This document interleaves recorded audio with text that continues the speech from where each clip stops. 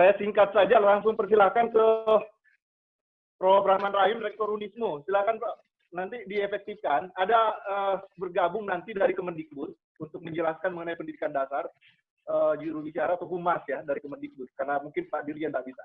Silakan Prof. Rahman. Ya. Bismillahirrahmanirrahim. Assalamualaikum warahmatullahi wabarakatuh. Waalaikumsalam warahmatullahi wabarakatuh. Terima kasih Pak Adi Suryadi Chula atas kesempatan ini. Momen yang sangat tepat di forum yang berbahagia ini dihadiri para tokoh, dan praktisi. Alhamdulillah masih bisa bergabung dengan Prof. Irawan, Ibu Prof. Dia, ya, Pak Fadlur Rahman, mungkin dari istana beliau ini tadi tampil bicara. Alhamdulillah tentu dengan yang lainnya yang tidak terlihat di monitor layar komputer saya.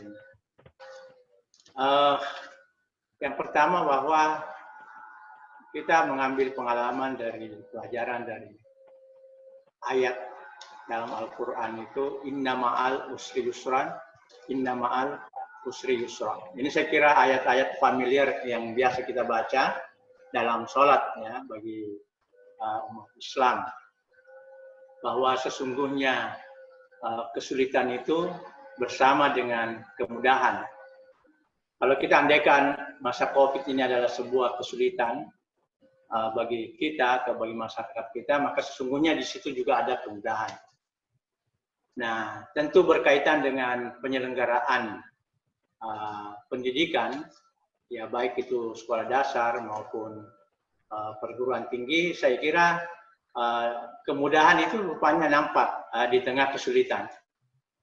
Karena dengan COVID ini kan regulasinya lalu tiba-tiba berubah. Dari perkuliahan tatap muka lalu menjadi learning from home. Nah, sehingga harus menggunakan daring pembelajaran dalam jaringan ini. Nah, tadi tentang COVID sudah dijelaskan Prof. Irawan, ya, dari aspek kesehatan, bagaimana, kapan berakhir ini semua beliau sudah jelaskan. Kemudian Pak Fadlur juga dari aspek kebijakan pemerintah terkait COVID ini juga beliau sudah jelaskan, siap sampai tahun 2022. Berarti banyak duit ini Pak, digelontorkan untuk COVID.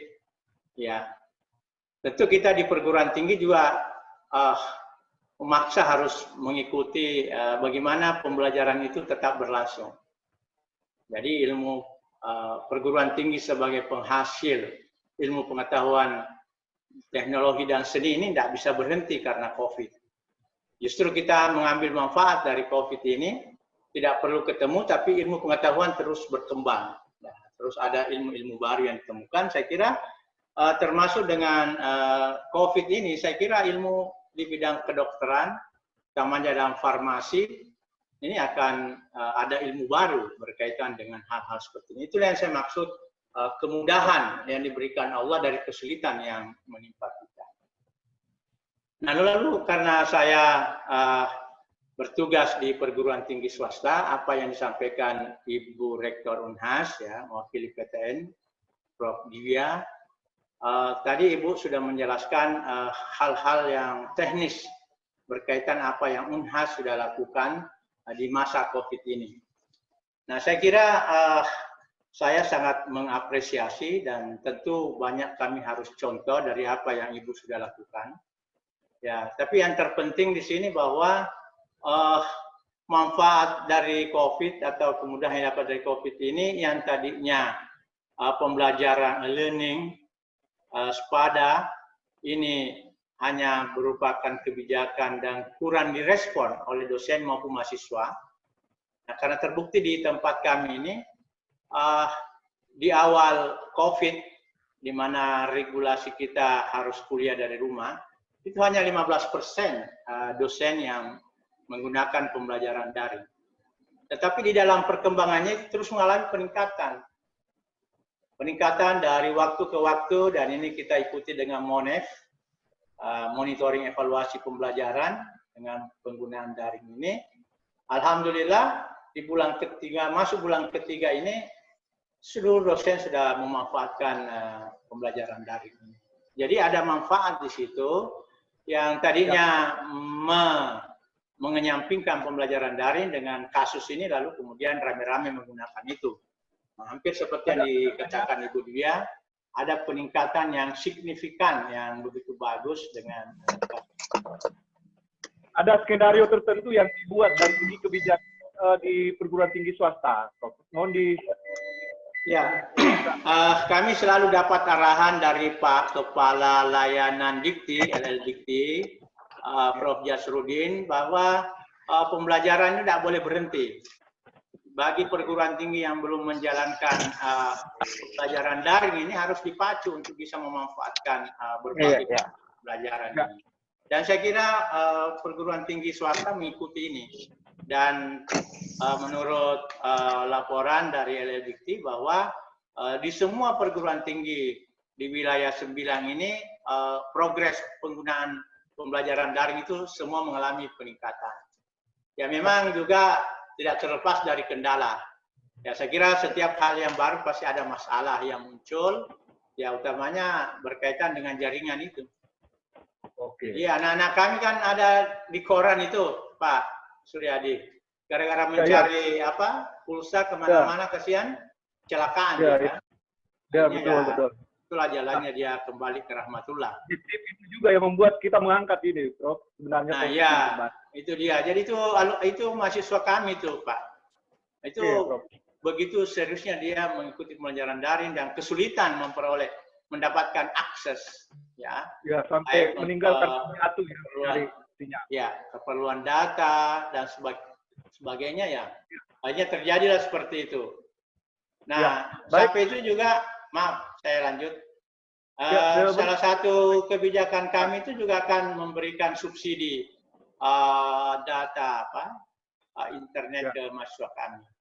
Itu untuk 20.000 mahasiswa kami kucurkan 5 miliar untuk anggaran itu, kota itu. Dari solusi yang kita mungkin memang tunggu ya untuk dijelaskan. Saya kira sudah bagus. Ya. Pak Rektor mengatakan itu.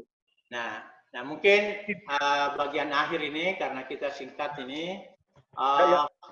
Pembelajaran daring ini COVID ini kita mengambil pelajaran yang sangat berharga. Tadi Prof. Irawan juga sudah jelaskan bahwa mau COVID tidak COVID, pembelajaran daring itu mutlak ya di dalam meningkatkan kapasitas penyelenggaraan pembelajaran kita.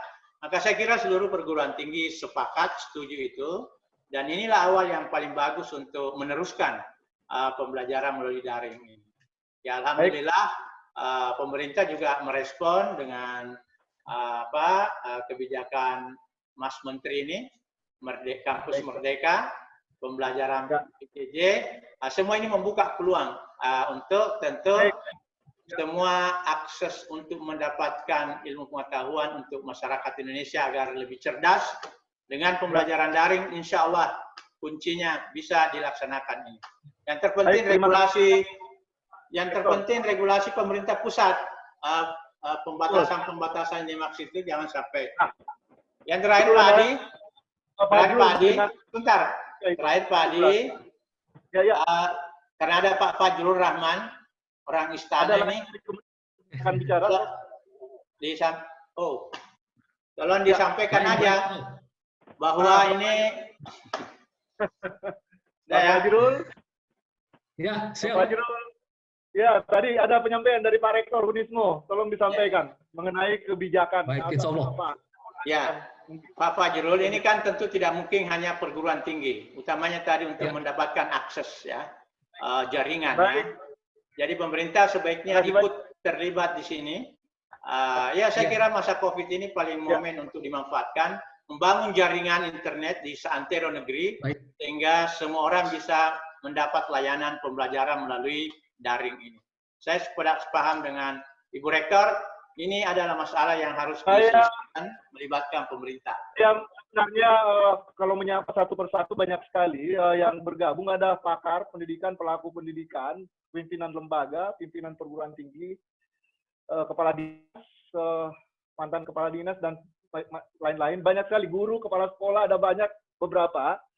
Tapi karena efektivitas, kita waktunya sebenarnya cuma jam 5. Ini Rob, karena nanti ini ada redaksi, akan membuat lagi acara yang